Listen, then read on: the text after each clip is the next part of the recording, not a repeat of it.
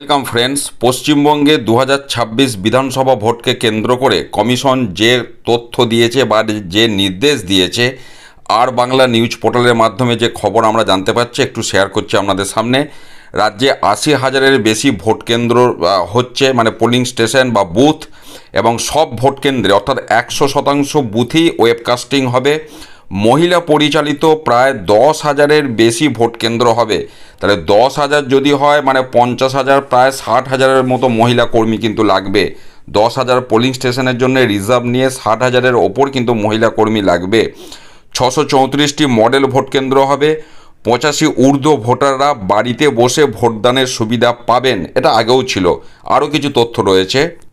দিব্যাঙ্গদের জন্য ভোট কেন্দ্রে থাকবে হুইল চেয়ারের ব্যবস্থা, অর্থাৎ যারা সোজা কথায় CWSN বা প্রতিবন্ধী মানুষজন রয়েছেন তাদের জন্য হুইল চেয়ার থাকবে এবং তাদেরকে বুথ অবধি পৌঁছে দিতে ভলেন্টিয়ার থাকবে। শৌচালয়, পানীয় জলের ব্যবস্থা করা হবে।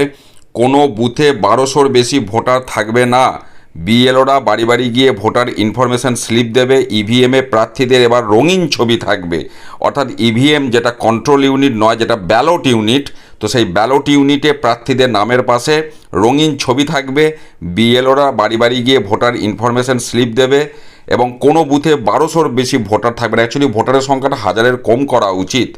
শৌচালয়, পানীয় জল, তবে এই রকম নির্দেশ বা এরকম এর আগেও আমরা দেখেছি, কিন্তু বাস্তবে এগুলো সব কিছু হয় না, সব কিছু মানা হয় না, এটাও আমরা দেখেছি। পানীয় জল, শৌচালয়, এগুলো কোনো বুথই ঠিকঠাকভাবে করা হয় না। যারা প্রিজাইডিং অফিসার, পোলিং অফিসার, তাদেরকে গিয়ে অনেক ক্ষেত্রে শৌচালয় পরিষ্কার করতে হয়, পানীয় জলের ব্যবস্থা করতে হয়। তবে বিগত কয়েকটি ভোটারে যেখানে পানীয় জলের সমস্যা আছে সেখানে জলের বড় বড় ড্রাম পাঠিয়ে দেওয়া হয়, এটা অবশ্য ঘটনা। তো যাই হোক, অনেক কিছু নির্দেশ সামনে এসেছে, আমরা দেখতে পাচ্ছি কতটা কি কার্যকর করা হয় সেটা দেখার বিষয় রয়েছে।